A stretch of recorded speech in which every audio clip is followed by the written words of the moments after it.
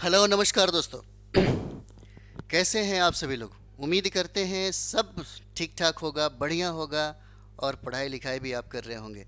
जैसा कि हम लोग बात करेंगे पीआरटी की एग्ज़ाम में और आपके जीएस 40 नंबर में जो प्रश्न पूछे जाते हैं अक्सर, और उसी समस्या को हल करने के लिए हम आपको बहुत बेहतरीन सीरीज में करंट अफेयर्स आपको कराने वाले हैं। क्योंकि एक बात याद रखिएगा, करंट अफेयर्स एक समंदर है। यह है ना, प्रशांत महासागर से भी बड़ा है, लेकिन हमें उसमें गोता लगाकर मोती चुनना होगा और यह कला सीखना है आप सभी लोगों को।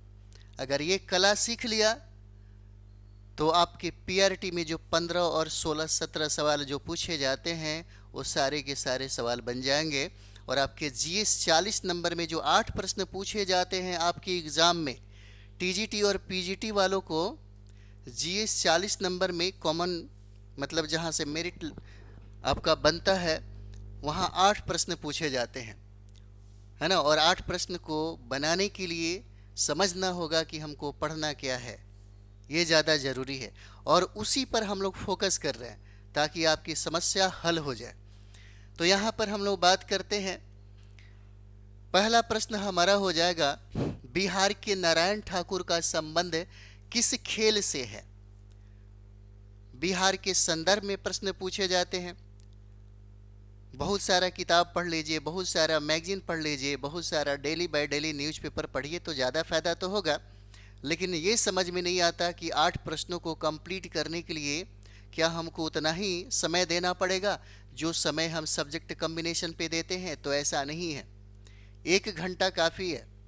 डेली का 1 घंटा, डेली का 45 मिनट बहुत है, डेली का आधा घंटा भी बहुत है। अगर एग्ज़ाम तक आपकी तैयारी चलती रही तो करंट अफेयर्स को लेकर के बता रहे हैं। और ये हमारा जो टारगेटेड है, क्योंकि हम भी उसी तरह से चुन कर आपके लिए लेकर के आते हैं, है ना। तो देखेंगे हम लोग पहला प्रश्न, बिहार के नारायण ठाकुर का संबंध पूछा जा रहा है कि किस खेल से है। बहुत चर्चा में रहा है। पैरा एथलेटिक्स से संबंध रहा, या फुटबॉल से रहा, या क्रिकेट से रहा, या टेनिस से रहा। हमें ये बताना है कि निम्न में से कौन सा आंसर इसका सही होगा। तो देखिए, इसका आंसर सही हो जाता है आंसर ए, पैरा एथलेटिक्स से नारायण ठाकुर का संबंध था, जो बिहार के रहने वाले हैं, पैरा एथलेटिक्स से। और नारायण ठाकुर को आप देख सकते हैं, यही है नारायण ठाकुर जिनका घर दरभंगा है, दरभंगा जिला। नारायण ठाकुर का संबंध पैरा एथलेटिक्स से है और बिहार के दरभंगा जिले के रहने वाले हैं। और यही दरभंगा जहां पर पटना के बाद दूसरा एम्स बन रहा है, दूसरा एम्स। और यही दरभंगा है, यही दरभंगा है ना, जो मिथिला मखाना को जीआई टैग प्रदान किया गया। और मखाना उत्पादन में दरभंगा अव्वल स्थान पर है, शीर्ष स्थान पर है। और यही दरभंगा जहां पर आम का उत्पादन सबसे ज़्यादा होता है, आम का उत्पादन सबसे ज़्यादा होता है। और यही दरभंगा, है ना, आप देखते होंगे मधुबनी पेंटिंग, मधुबनी पेंटिंग दरभंगा जो मिथिला का जो क्षेत्र है, यह मिथिला के क्षेत्र में प्रमुख स्थान हासिल करता है दरभंगा।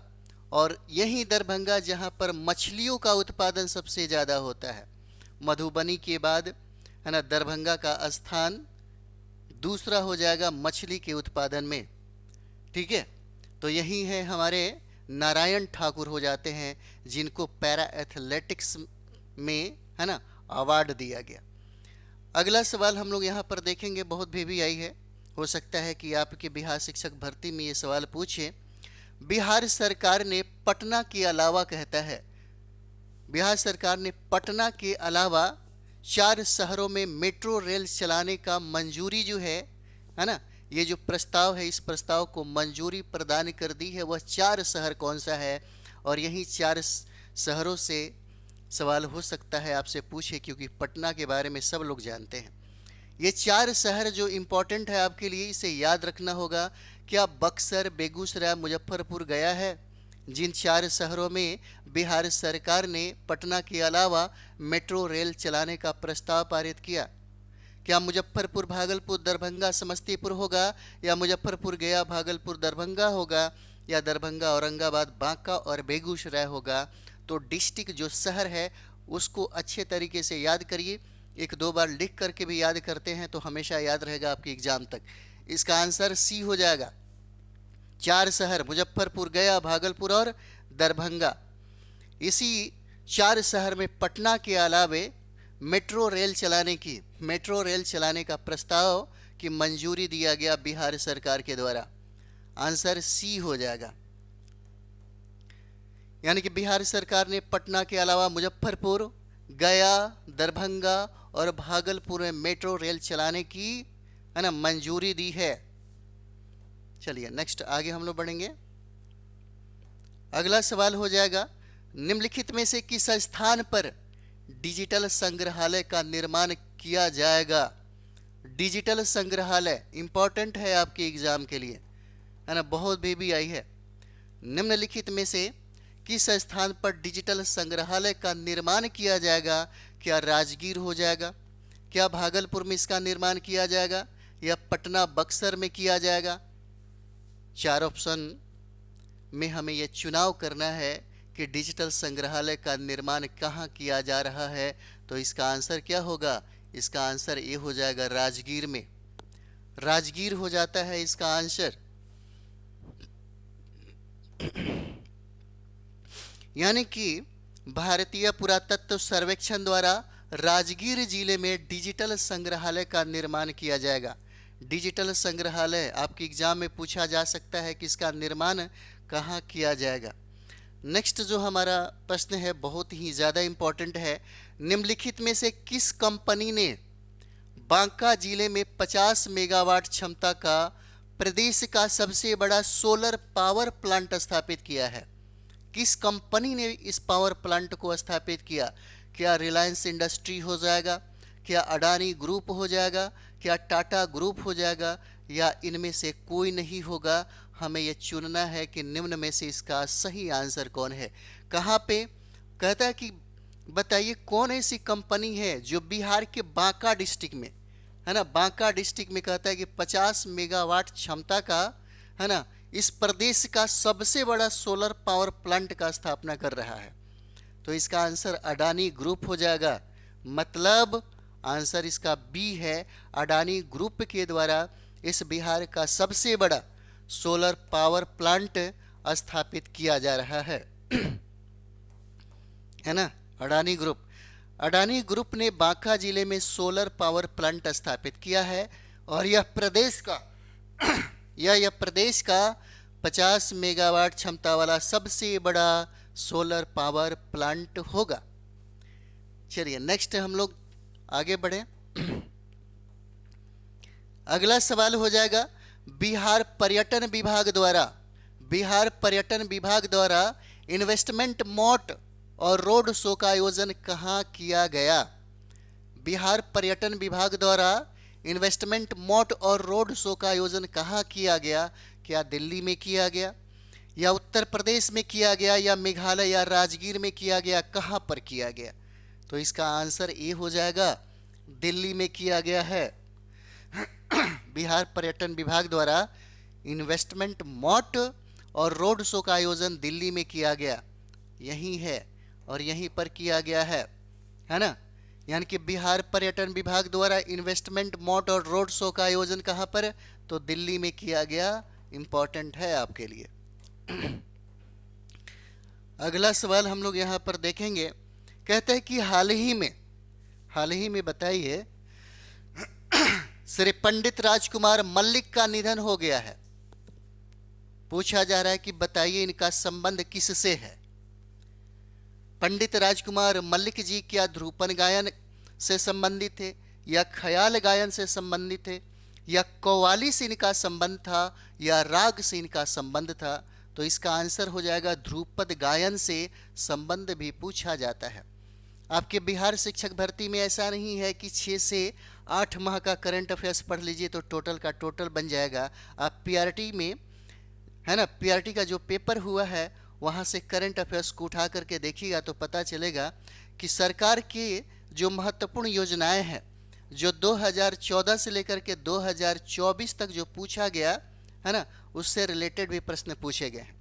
तो जो बहुत ही ज़्यादा चर्चित है उससे प्रश्न पूछे जाते हैं। इसलिए हमने आपसे कहा था कि करंट अफेयर्स एक समुंदर की तरह है, इसमें गोता लगा करके मोती चुनना, ये जो कला है, ये आर्ट है, ये आपको आना चाहिए। अगर आ गया तो करंट अफेयर्स आपको आ जाएगा और बढ़िया नंबर भी मिलेगा, बहुत अच्छा नंबर भी मिलेगा आपको, है ना। और यही चीज़ें हमें सीखना है। श्री पंडित राजकुमार मल्लिक का हाल ही में निधन हुआ और ये ध्रुपद गायन से संबंधित थे, है ना, ध्रुपद गायन से ये संबंधित है। अगला सवाल है, निम्नलिखित में से कौन सा जिला बिहार में आयुष्मान भारत कार्ड बनाने में प्रथम स्थान हासिल किया, शीर्ष स्थान हासिल किया? किस क्षेत्र में? तो आयुष्मान भारत कार्ड बनाने में। क्या वह भागलपुर है? क्या वह गया डिस्ट्रिक्ट है? क्या वह बक्सर डिस्ट्रिक्ट है? क्या वह पटना है? हमें इनमें से बताना है कि बताइए कौन ऐसा जिला है जो आयुष्मान भारत कार्ड बनाने में प्रथम यानी कि सबसे शीर्ष स्थान हासिल किया। तो इसका आंसर क्या हो जाएगा? डी हो जाता है, पटना ने हासिल किया है। पटना में सबसे ज़्यादा आयुष्मान भारत कार्ड बना और इस मामले में वह प्रथम स्थान हासिल किया, है ना, वह पहला स्थान हासिल किया है पटना।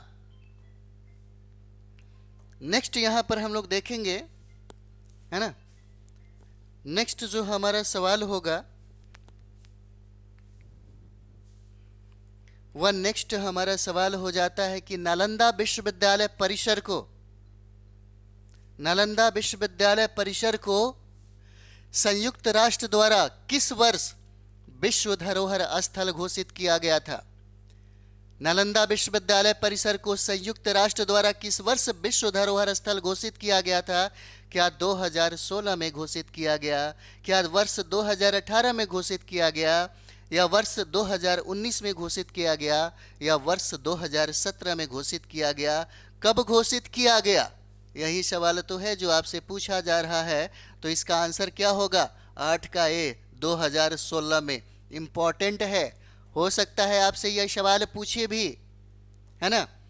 कहता है कि नालंदा विश्वविद्यालय परिसर को संयुक्त राष्ट्र द्वारा कब? 2016 में विश्व धरोहर स्थल घोषित किया। याद कर लीजिएगा, आपके टीचर शिक्षक के एग्जाम में हो सकता है यह सवाल आपसे पूछा जाए। नालंदा विश्वविद्यालय परिसर के उद्घाटन समारोह में कितने देशों के राजदूत शामिल हुए थे? बहुत ज़्यादा इंपॉर्टेंट है। कौन सा? नालंदा विश्वविद्यालय परिसर के। नालंदा विश्वविद्यालय परिसर के उद्घाटन समारोह में पूछा जा रहा है कि बताइए कितने देशों के राजदूत जो हैं यहाँ पे शामिल हुए थे? क्या 17 देशों के राजदूत शामिल थे, या 16 देशों के राजदूत शामिल थे, या 15 देशों के राजदूत शामिल थे, या 14 देशों के राजदूत शामिल थे? कितने देशों के राजदूत शामिल थे? तो यहाँ पे इसका आंसर क्या हो जाएगा? 17 देशों के राजदूत नालंदा विश्वविद्यालय परिसर के उद्घाटन समारोह में उपस्थित थे, शामिल थे। इंपॉर्टेंट है आपके लिए, है ना। नालंदा विश्वविद्यालय परिसर के उद्घाटन समारोह में 17 देशों के राजदूत शामिल थे यहाँ पर। अगला सवाल हम लोग यहाँ पर देखेंगे। अगला सवाल है, बिहार राज्य स्वास्थ्य समिति ने प्रत्येक महीने के किस तारीख को राज्य के प्रत्येक स्वास्थ्य केंद्र पर आयुष्मान स्वास्थ्य शिविर के आयोजन का निर्णय लिया? है ना, इंपॉर्टेंट है, बहुत ज़्यादा इंपॉर्टेंट है। समझिए पहले, कहता है बिहार राज्य स्वास्थ्य समिति ने क्या प्रत्येक महीने के किस तारीख को कहता है, यानी कि महीना का वह कौन सा तारीख है ना, जहां पर आयुष्मान स्वास्थ्य शिविर के आयोजन का निर्णय लिया गया। महीना के कौन ऐसा तारीख है जहां पे हमेशा आयुष्मान स्वास्थ्य शिविर लगाया जाएगा? क्या 15 तारीख है? क्या वह 16 तारीख है? क्या वह 14 तारीख है? या 17 तारीख है? प्रत्येक महीना के, है ना, 14 तारीख को आंसर इसका सी हो जाएगा। यानी कि प्रत्येक महीना के 14 तारीख को आयुष्मान स्वास्थ्य शिविर का आयोजन किया जाएगा। इंपॉर्टेंट है, ठीक है, इसका आंसर सी हो जाएगा। बिहार राज्य स्वास्थ्य समिति ने प्रत्येक महीने की 14 तारीख को राज्य के प्रत्येक स्वास्थ्य केंद्र पर आयुष्मान स्वास्थ्य शिविर के आयोजन का निर्णय लिया गया, है ना। तो बिहार शिक्षक भर्ती के लिए एकदम तैयार रहिए। यहाँ जो भी होगा बिहार शिक्षक भर्ती से रिलेटेड, है ना, करंट अफेयर्स जो है वही कराया जाएगा, जो और एग्जाम में भी बहुत ज़्यादा बेनिफिट आपको देने वाला है। तो चलिए हम लोग मिलते हैं अगले वीडियो में। थैंक यू वेरी मच आप सभी लोगों को।